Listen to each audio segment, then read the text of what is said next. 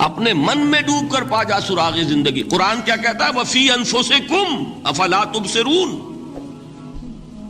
اور تیسری اہم ترین آیات کیا ہے؟ آیات قرآنیہ. ان تینوں میں گہرا ربط ہے. آیات آفاقی، آیات انفسی، آیات قرآنی. ان میں تدبر کے ذریعے، غور و فکر کے ذریعے انسان ایمان حاصل کرے. یہ ٹاپ کا ایمان ہے، یہ انٹلیکچوئلز کا ایمان ہے، یہ صدیقین کا ایمان ہے. نمبر 2، ایک ایمان ہے عوام کے لیے، اس کے 2 راستے ہیں. نمبر 1، صاحب یقین کی صحبت. جس کے اندر یہ ایمان پیدا ہو چکا ہو، آپ اس کے قریب رہیے.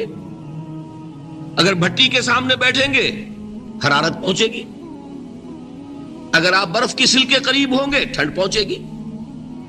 صاحب ایمان کی صحبت اختیار کریں گے، ایمان سرات کرے گا. یہ ہے عوام کے لیے صحبت. کونوا مع الصادقین، ان کی صحبت اختیار کریں. تیسرا ذریعہ ہے جو ہمارے لیے خاص طور پر جو مسلمان پیدا ہوئے ہیں. اب ایک بچہ ہے 7 سال کا، آپ نے نماز پڑھنے کی عادت ڈال دی، پڑھ رہا ہے، اگرچہ غیر شعوری عمر سے شروع کر دیا اس نے. روزہ رکھتا ہے، 9 برس کا ہو گیا، روزہ رکھنا شروع کیا. یہ اعمال جو ہیں ان سے بھی ایک یقین پیدا ہوتا ہے.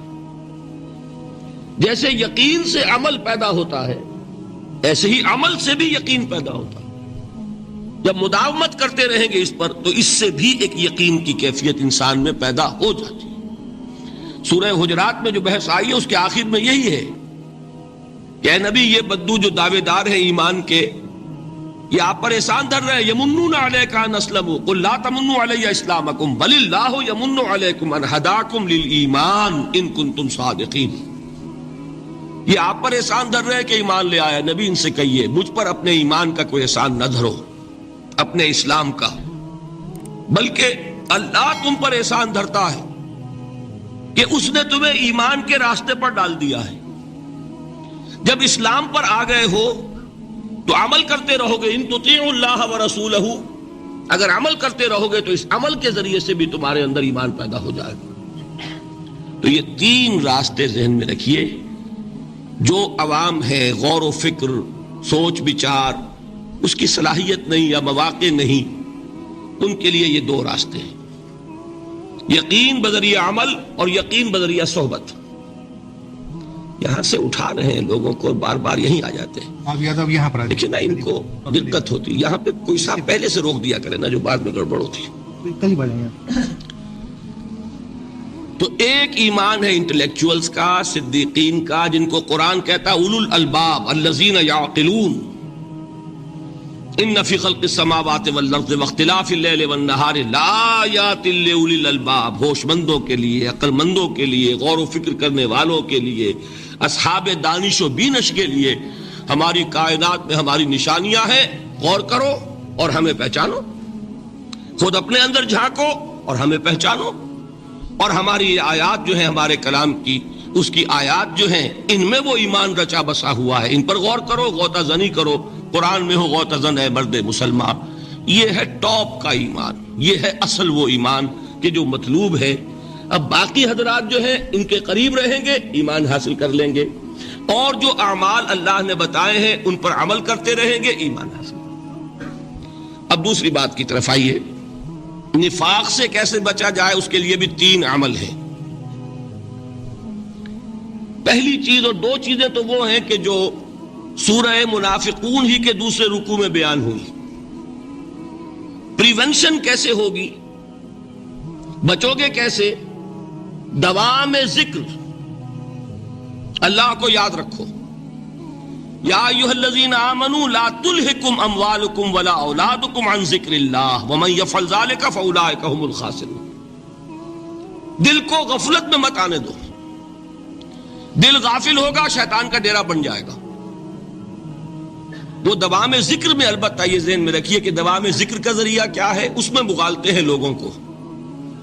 جو سب سے بڑا ذکر ہے اس کو بھولے ہوئے ہیں. اور جو تیسرے چوتھے نمبر کا ذکر ہے اس کو سمجھ بیٹھے ہیں کہ بس یہی ذکر ہے. سب سے بڑا ذکر، مجسم ذکر قرآن ہے. الذکر انا نحن نزلنا الذکر وانا له لحافظون. وہ الذکر کون سا ہے؟ قرآن.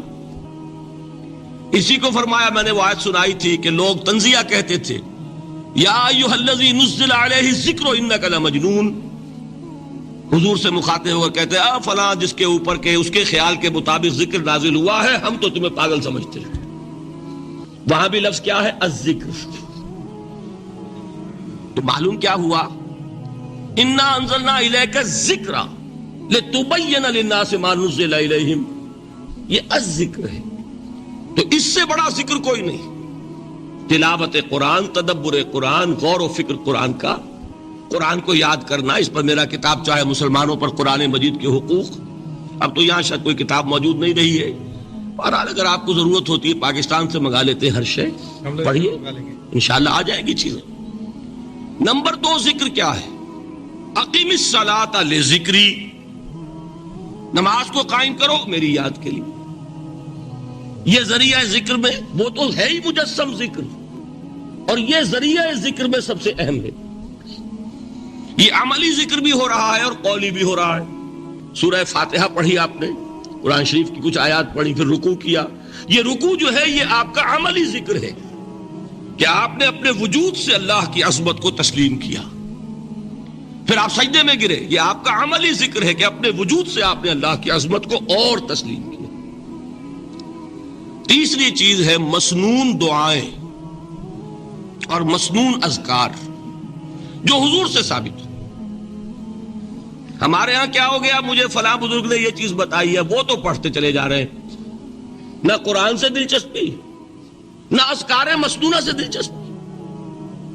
ادعیہ معصورہ، آپ غور کریں گے کہ زندگی کے ہر عمل کے لیے حضور کی دعا موجود ہے. صبح اٹھے دعا ہے، آنکھ کھلتے ہی بیت الخلاء میں داخل ہونے لگے دعا ہے، نکلے دعا ہے، وضو کرنے بیٹھے دعا ہے، فارغ ہوئے دعا ہے، مسجد کے لیے گھر سے نکلے دعا ہے، مسجد میں داخل ہوئے دعا ہے. مسجد میں تو ہے ہی ذکر، نماز ہے، تلاوت ہے. باہر نکلے دعا ہے، گھر میں داخل ہونے لگے پھر دعا ہے. سواری پر سوار ہو رہے ہیں دعا ہے، اتر رہے ہیں دعا ہے، شیشہ دیکھ رہے ہیں دعا ہے، کپڑے پہن رہے ہیں دعا. زندگی کا کوئی عمل نہیں یہاں تک کہ جو تعلق زن و شو ہے، جس کو کہ خالص حیوانی بات سمجھا جائے گا، اس کے لیے بھی دعا ہے. غفلت میں وہ کام بھی نہیں کرتا. سمجھ رہے ہیں آپ؟ اب آپ غور کیجئے، اس میں کوئی اضافی وقت نہیں لگا، کوئی اضافی پوسچر اختیار نہیں کیا آپ نے، یوں بیٹھو، اس طرح بیٹھو، یوں کرو. کوئی آپ کا وقت اضافی نہیں لگا. جو کام کر رہے ہیں اور آپ اللہ کو یاد کر رہے ہیں، اور وہ اللہ کی یاد اس کام کی مناسبت سے ہے. ان ادعیہ معصورہ سے 2 تعلق جڑ گئے انسان کے. دعا کس سے کر رہے ہیں؟ اللہ سے. جڑا کہ نہیں؟ اور یہ الفاظ کس کے ہیں؟ محمد رسول اللہ کے. تو آپ کے 2 تعلق جڑ گئے. آپ اپنی جی سے گھڑ کر دعا مانگیں گے تو پہلا تعلق تو ہو جائے گا، دوسرا نہیں ہوگا. بہتر سے بہتر دعا مانگ لیں آپ. لیکن حضور سے جو معصور اور مسنون الفاظ جب آپ زبان سے نکالتے ہیں تو آپ کا تعلق اللہ سے بھی ہوا بذریعہ دعا، اور وہ الفاظ چونکہ حضور کے ہیں صلی اللہ علیہ وسلم تو حضور کے ساتھ ہوا. یہ تیسرا درجہ ہے. چوتھے درجے میں میں مانتا ہوں کہ ایک ہوتی ہے خاص کسی شخص کے امراض کی تشخیص کرنے کے بعد تجویز. کوئی اگر طبیب ہے، ماہر طبیب روحانی، وہ آپ کو دیکھے گا تو اندازہ لگائے گا کہ آپ میں کیا کمی ہے، اس کے مطابق آپ کو ذکر بتائے گا. بھئی فلاں آیت کا مراقبہ کیا کرو. کسی میں بزدلی ہوتی ہے، کسی میں مال کی محبت زیادہ ہوتی ہے، کسی میں توکل کی کمی ہے، کسی میں شہرت کی خواہش ہے، نمایاں ہونے کا جذبہ ہے، کسی میں تکبر ہے. سب کا ایک سا برس تو نہیں ہوتا نا. تو یہ در حقیقت اندھے کی لاٹھی سے نہیں چلنے والی بات. یہ تو ماہر کی کام ہے کہ وہ تجویز کرے کہ تمہارے لیے خاص طور پر ذکر یہ ہے. در حقیقت ہمارے جو یہ سلسلے تھے سلوک کے، یہ بڑے ماہر ہوتے تھے، یہ لوگ بڑے ماہر اطباء تھے. یہ جو علم نفسیات ہے اس کے ہمارے صوفیاء سے بڑھ کر کبھی کوئی عالم گزرا ہی نہیں دنیا میں. فرائیڈ کیا ہے اور ایڈلر کیا ہے اور یونگ کیا ہے، بچے ہیں. ہمارے صوفیاء کرام نے جس طرح انسان کی نفسیات کو سمجھا اور وہ ان کی مناسبت سے تجویز کرتے تھے. لیکن اس کو رکھا جائے گا چوتھے نمبر پر. جیسے مولانا احمد علی صاحب فرمایا کرتے تھے بھائی اس آیت کا مراقبہ کیا کرو. مراقبے کیا مانی؟ اب انہوں کو ان الفاظ کو بھی ہم نے خام خواہ کچھ خاص ایک شکل دے دی. مراقبہ کیا؟ توجہ کرنا، دھیان کرنا، خاص اس آیت کے اوپر، اس کے معانی پر اپنے ذہن کو جمانا. وہ کیوں ہے؟ تاکہ آپ کے اندر جو کمی ہے اس کی تلافی اس سے ہو. لیکن یہ کہاں آئے گا؟ چوتھے نمبر پر. سمجھ گئے؟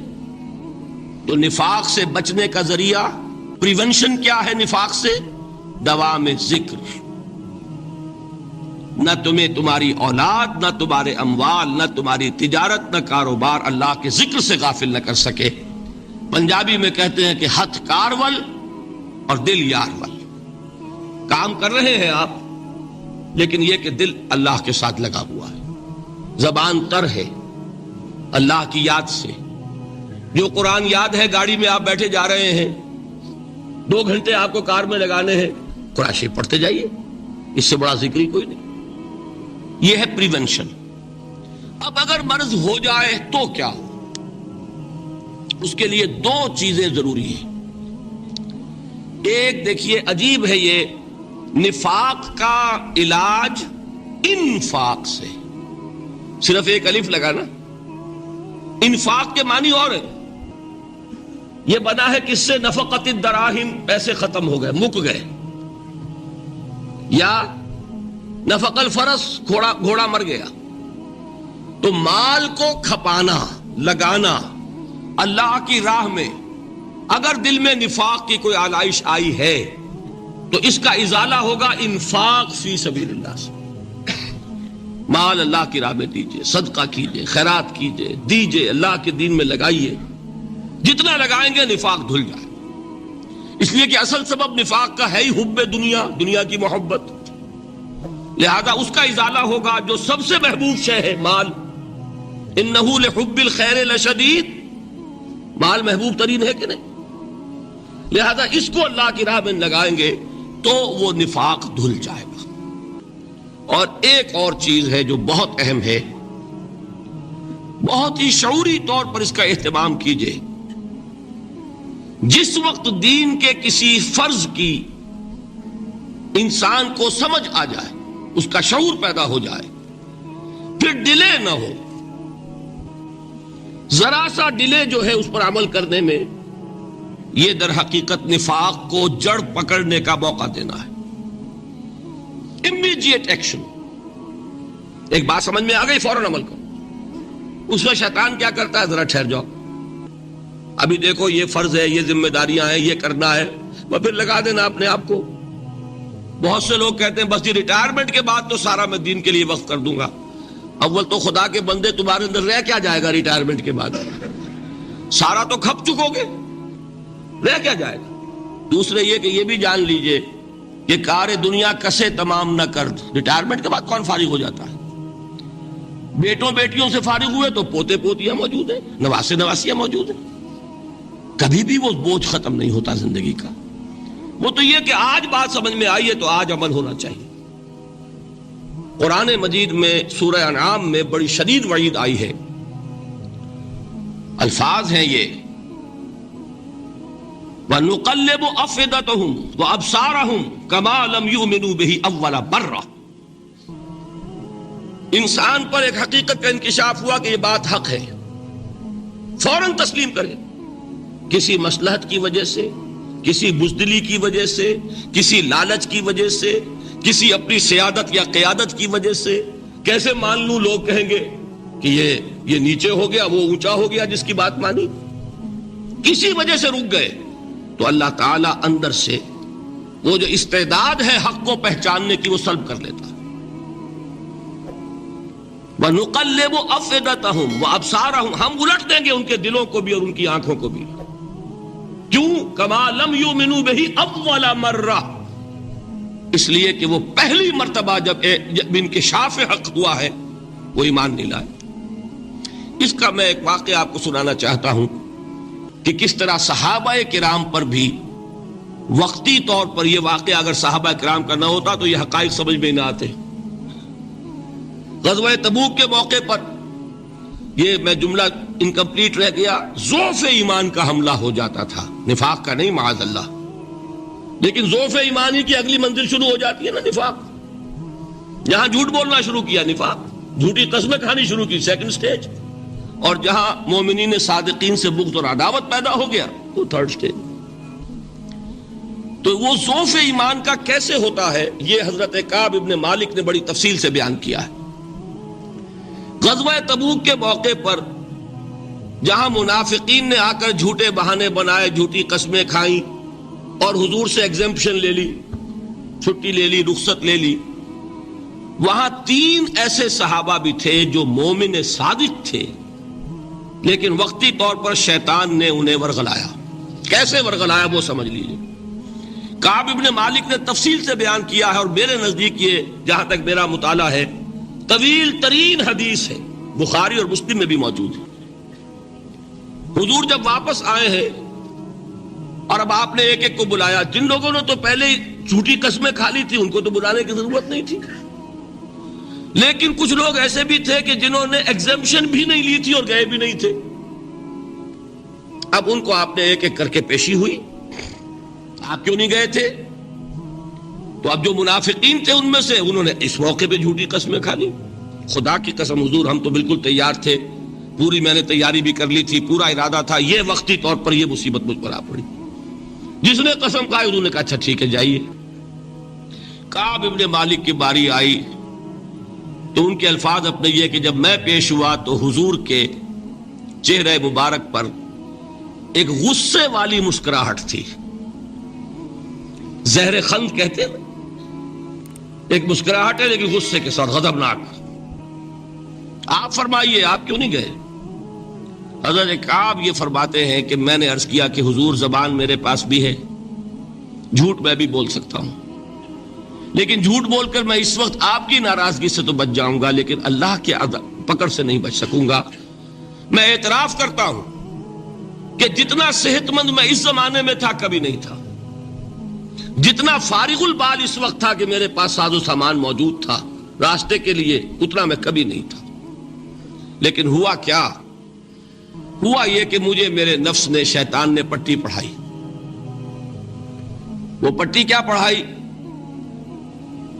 کہ حضور تو 30,000 کے لشکر کے ساتھ چلیں گے تو لشکر تو سلولی موو کرے گا نا، تمہارے پاس بڑی تکڑی، بڑی توانا صحت مند اونٹنی ہے، تم ذرا 2 دن بعد چلنا تیزی کے ساتھ اور حضور سے مل جانا، بس یہ تاخیر کارواں۔ تو انہیں خیال آیا کہ ابھی 2 دن گھر کی ٹھنڈی چھاؤں ہے، میں یہاں پہ جو آرام ہے وہ کر لوں۔ مجھے جگر کا شعر یاد آیا ہے کہ تپتی راہیں مجھ کو پکاریں، دامن پکڑے چھاؤں گھنیری۔ ایک طرف فرض کی پکار ہے، اس میں تو ظاہر بات ہے کہ وہ تپتی راہیں ہیں، لا تنفروا فی الحر سنا چکا ہوا آیت۔ یہاں گھر میں، نخلستان میں، کھجوروں کی چھاؤں میں، اہل و عیال میں یہ ٹھنڈی چھاؤں جو ہے یہ پکڑ رہی ہے، بھائی 2 دن ٹھہر کے چلے جانا، ٹھیک ہے، کوئی نیت میں خرابی نہیں ہے نا۔ اس کے بعد پھر جب ابھی 2 دن اور ٹھہر جاؤ، یہ تو بڑا لمبا سفر ہے، ذرا تیز اور دوڑ لینا۔ تو فرماتے ہیں کہ حضور میں اسی طریقے سے تاخیر و تعویق میں پڑا رہا، یہاں تک کہ ایک روز اچانک مجھ پر یہ چیز منکشف ہوئی کہ اب تو میں چاہے کتنا بھی تیز چل لوں میں آپ سے نہیں مل سکتا، میرے اعصاب ڈھیلے ہو گئے، اس طرح میں محروم رہ گیا۔ حضور نے بائیکاٹ کا حکم دیا صحابہ کو، 3 صحابہ تھے ایسے، 2 اور تھے جنہوں نے اسی طریقے سے اعتراف کیا۔ حضور نے حکم دے دیا کوئی ان سے گفتگو نہ کرے، سوشل بائیکاٹ۔ بڑی سخت سزا تھی جو دی گئی ہے، اس کی بڑی تفاصیل ہے، اللہ تعالیٰ شوق دے تو وہ حدیث پوری پڑھی ہے، میں نے تو 2 جمعوں میں ایک مرتبہ صرف اس ایک حدیث کو بیان کیا تھا۔ شاید کہیں کیسٹس ہوں میرے ہاں، ہمارے نمبر کوئی مجھے یاد نہیں ہے، لیکن یہ بڑی عجیب حدیث ہے. لیکن اس میں جو اصل سبق ہے وہ کیا ہے؟ اس طریقے سے شیطان لے تو لال، تاخیر، تعویق، ابھی کیا جلدی ہے، ذرا اس کام سے فارغ ہو لو، ذرا پھر تلافی کر لینا، ذرا زیادہ زور سے کام کر لینا. یہ وہ چیز ہے کہ جو وہ تو خیر صحابی تھے، بچ گئے. اگر وہاں جھوٹی قسم بھی کھا دیتے تو گئے تھے.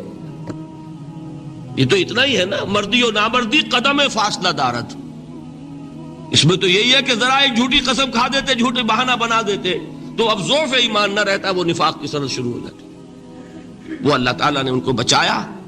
لیکن یہ کہ ہم کیسے بچیں گے اگر ہم نے یہ روش اختیار کی؟ لہذا 3 کام. دوام ذکر نمبر 1، اس کی میں شرح کر چکا ہوں. 4 اذکار یاد کر لیجئے گا ان کو، ورنہ کیا فائدہ. نمبر 2، انفاق فی سبیل اللہ، نفاق کا علاج انفاق سے. نمبر 3، یہ عادت اپنے اندر پیدا کیجئے شعوری طور پر کہ جب ایک حقیقت واضح ہو جائے فوراً اعتراف کہ ہاں بھائی بات ٹھیک ہے آپ نے. جب ایک فرض کا احساس ہو جائے فوراً اس کی ادائیگی کے لیے آغاز. تاخیر و تعویق ہے کہ جس سے پھر نفاق کو موقع ملتا ہے. اللہ تعالیٰ مجھے اور آپ کو حقیقی ایمان عطا فرمائے اور نفاق سے بچائے رکھے. اب آئیے حقیقت و اقسام شرک پر. دیکھیے، ہر شخص یہ جانتا ہے کہ اسلام دین توحید ہے. ایک لفظ میں اگر کہیں گے تو اسلام کا سب سے بڑا وصف، سب سے بڑی علامت توحید.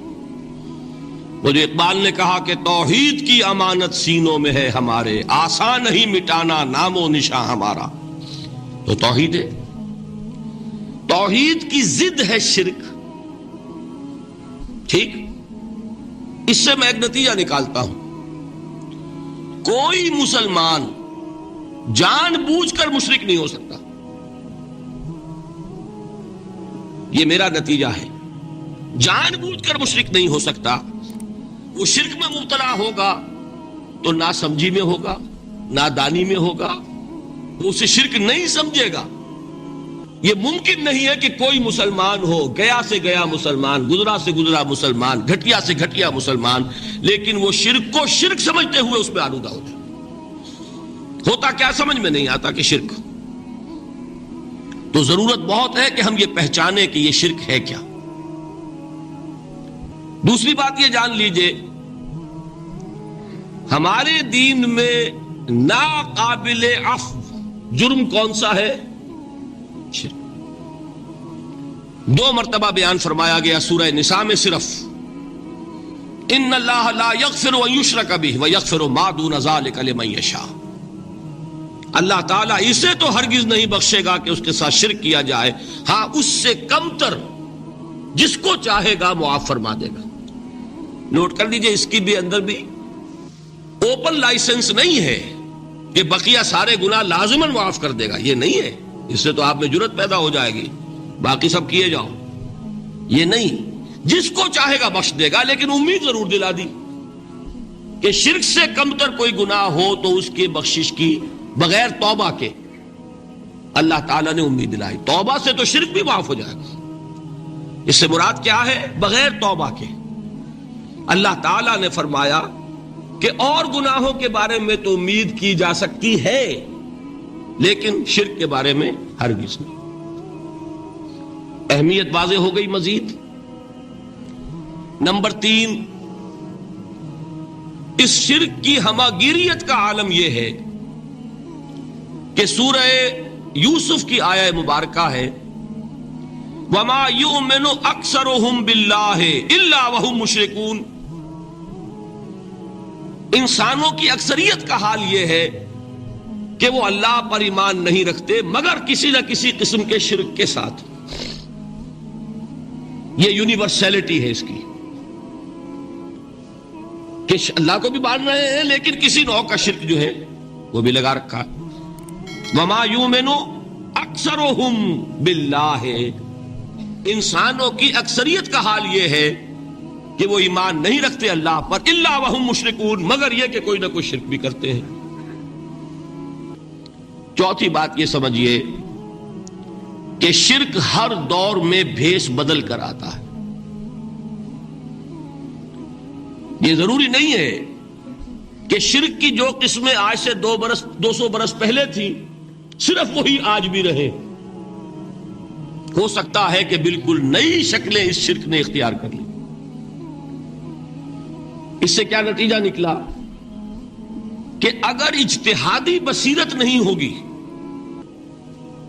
تو ہو سکتا ہے کہ ایک شخص جو ہمارے سابق علماء نے لکھ دیا کہ یہ چیز شرک، یہ چیز شرک، یہ چیز شرک، یہ چیز شرک، آج سے 500 برس پہلے کا انسان بڑے سے بڑا عالم دین اپنے زمانے کے شرک کو پہچان کر تو لکھ سکتا ہے. اس سے تو آپ بچ رہے ہیں. امام ابن تیمیہ نے اس کو شرک قرار دیا، اس کو شرک قرار دیا، اس کو شرک قرار دیا. کوئی شخص ہے جو اس سے تو بچ گیا. امام صاحب کی دی ہوئی بصیرت سے اس نے ان جو اقسام ہے شرک کی ان کو پہچان لیا.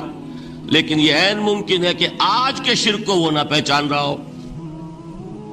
اپنی جگہ وہ سمجھ رہا ہو اپنے آپ کو بہت بڑا موحد، جبکہ اس دور کا جو شرک ہے اس میں ملوث ہو. اس کو میں نے کہا ہے کہ اس شرک کے بارے میں بڑی اجتہادی بصیرت کی ضرورت ہے. فارسی کا ایک شعر ہے، بڑا پیارا شعر ہے، بہر رنگے کے خواہی جامہ می پوش، من انداز قدت رامی شناسم.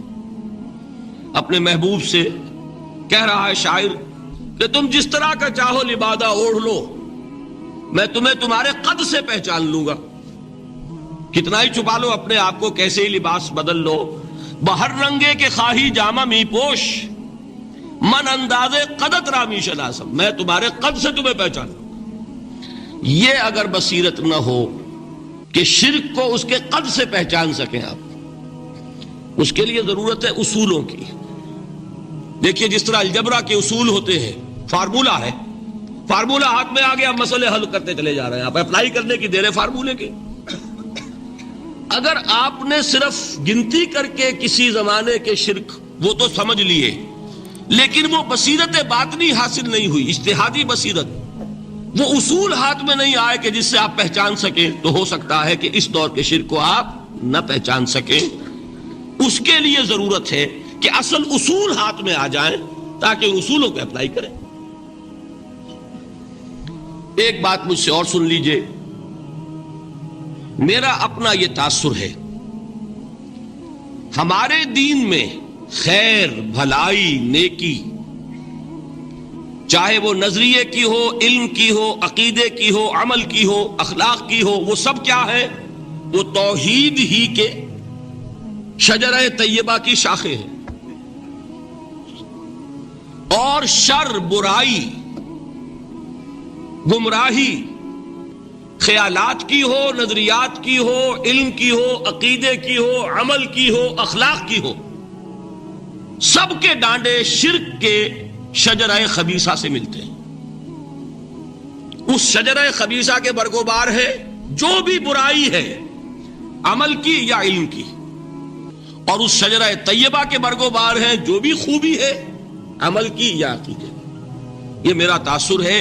اور جب تک اس انداز میں وہ آپ کو اندرونی رشتے ظاہر نہیں ہوں گے، آپ پر منکشف نہیں ہوں گے، وہ اجتہادی بصیرت جو ہے پیدا نہیں ہو سکے گی. اب آئیے ایک اور بات دیکھیے، شرک میں اور الحاد میں کیا فرق ہے یہ بھی ہم نہیں سمجھتے. الحاد، مادہ پرستی، وہ کیا ہے؟ ایتھیزم، کسی بھی خدا کا انکار. ہمارے آج کے دور کی سب سے بڑی گمراہی یہ ہے. شرک کیا ہے؟ خداؤں کو ماننا. یہ کیا ہے؟ تھیزم ہے، لیکن پولی تھیزم ہے. توحید کیا ہے؟ مونو تھیزم ہے، ایک خدا کا ماننا. لیکن شرک کے اندر ایک اور حقیقت کو پہچان لیجئے، شرک میں ہمیشہ ٹاپ پر ایک خدا کو مانتے ہیں، باقی سارے خدا نیچے ہوتے ہیں، اوپر جا کر وہ توحید ہوگی ہمیشہ. کوئی مشرکانہ نظام ایسا نہیں ہے جو ٹاپ پر جا کر توحید نہ بن جائے. دیکھیے ہندو دیویاں دیوتا بے شمار، لیکن مہادیو وہ بھی کیا دو ہیں؟ مہادیو وہ تو ایک ہے. انگریزی میں گاڈز گاڈیسز، لیکن وہ چھوٹے جی سے لکھے جائیں گے.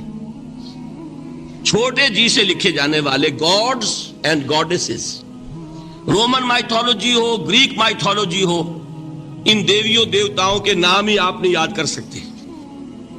لیکن گاڈ بڑے جی سے وہ ایک ہے کہ نہیں؟ ٹاپ پر جو ہے وہ ایک ہے.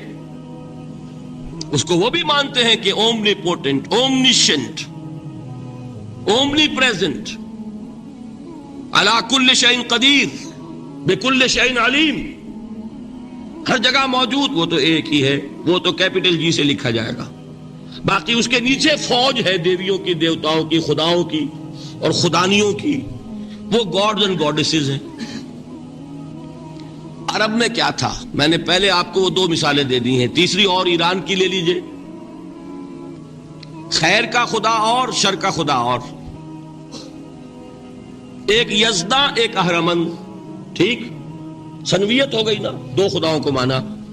لیکن وہی ہے جو خدائے خدائے گاں، خداؤں کا خدا، اس کو ایک ہی مانتے ہیں. یہی معاملہ عرب میں تھا. اللہ وہ ایک ہی تھا ان کے ہاں. قرآن میں آتا ہے ان سے پوچھئے وَلَئِن سَأَلْتَهُم مَّنْ خَلَقَ السَّمَاوَاتِ وَالْأَرْضَ لَيَقُولُنَّ اللَّهُ. جب ان سے کہا جاتا ہے کہ کس نے پیدا کیا آسمان اور زمین کو، یہ فوراً کہیں گے اللہ نے. فَأَنَّىٰ يُؤْفَكُونَ. تو یہ ماننے کے بعد کدھر جا رہے ہیں؟ وہ کیا کہتے تھے کہ وہ بڑا اللہ تو ایک ہی ہے، لیکن چھوٹے آلہہ ہیں. آلہہ اور اللہ میں وہی فرق ہے جو کیپٹل جی کا گاڈ اور چھوٹے جی سے گاڈز اینڈ گاڈیسز. وہی فرق ہے کہ جو مہادیو اور دیویوں اور دیوتاؤں میں ہے، وہی وہاں تھا. اللہ وہ ایک اور سپریم، سب سے بالا تر، اس سے اوپر کوئی نہیں، تخلیق میں اس کا کوئی ساجی نہیں. لیکن اس نے کچھ آلہہ ہیں جنہیں کچھ اختیارات تقسیم کیے ہوئے، کچھ اس کے لاڈلی ہستیاں ہیں جو سفارش کر سکتی ہیں. بس یہ شرک تھا مشرکین مکہ کا. بات سمجھ رہے ہیں؟ اس کا جائزہ لیں گے تو آپ کو، اور جو آج شرک کی اقسام میں بیان کروں گا اس کو ہاتھ میں لیں گے تو کسی موحد کا تلاش کرنا مشکل ہو جائے گا. ڈھونڈ اب ان کو چراغ رخ زیبا لے کر. آج جن کا نام مسلمان ہے ان کی اکثریت کسی نہ کسی نوع کے شرک میں مبتلا ہے. اب آئیے اقسام شرک. اقسام شرک میں بھی وہی کیفیت ہے جو نفاق کے بارے میں میں نے عرض کی تھی کہ ایک تقسیم یہ ہے جو علماء نے کی ہے، ایک ہے عقیدے کا نفاق، ایک ہے عمل کا نفاق. اسی طرح ایک ہے عقیدے کا شرک، ایک ہے عمل کا شرک. عقیدے میں نہیں ہے، عمل میں ہے. ایک تقسیم آپ نے سنی ہوگی شرک جلی، شرک خفی. ایک ہے ننگا شرک، کھلم کھلا شرک. ایک ہے چھپا ہوا شرک جو نظر نہیں آتا. لیکن ایک مغالطہ اپنے دل سے نکال دیجئے، بعض لوگ شرک خفی کو شرک نہیں سمجھتے. یہ بہت بڑی غلطی ہے. اگر وہ شرک نہ ہوتا تو حضور اسے شرک نہ کہتے.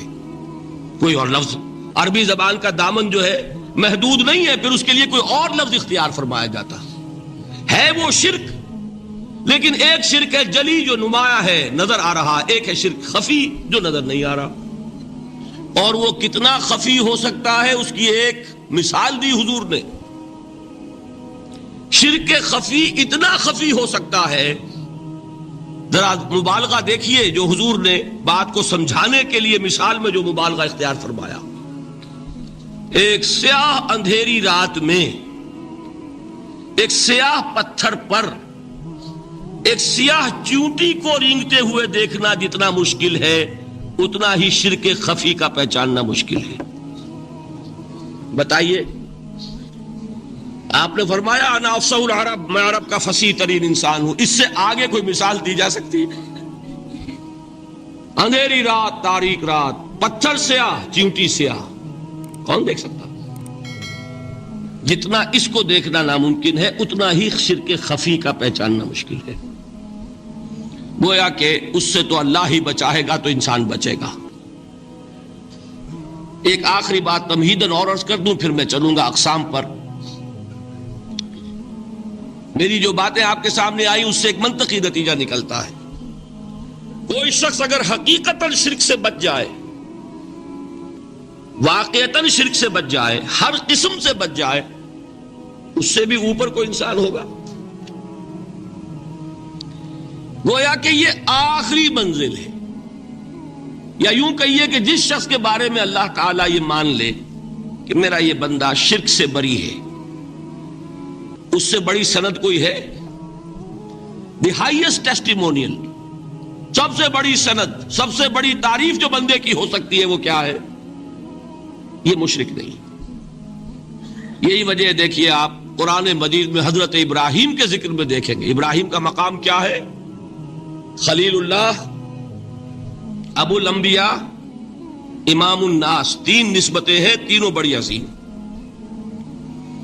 اللہ کے ساتھ نسبت کیا ہے؟ خلیل. واتخذ اللہ ابراہیم خلیلا. ابو الانبیاء، کتنے نبی ہیں ان کی نسل میں؟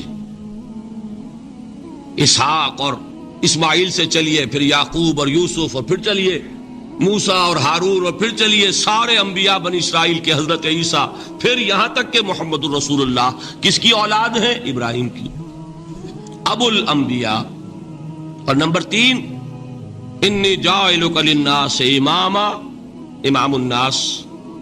اور قرآن میں جو سب سے بڑی سند انہیں دی جاتی ہے وہ کیا؟ وما کان من المشرکین. تو ابراہیم مشرکین میں سے نہیں تھے. معلوم ہوا کہ یہ سب سے بڑی سند ہے، سب سے بڑا سرٹیفکیٹ ہے، سب سے بڑا ٹیسٹیمونیل ہے جو اللہ کی طرف سے کسی کو مل جائے.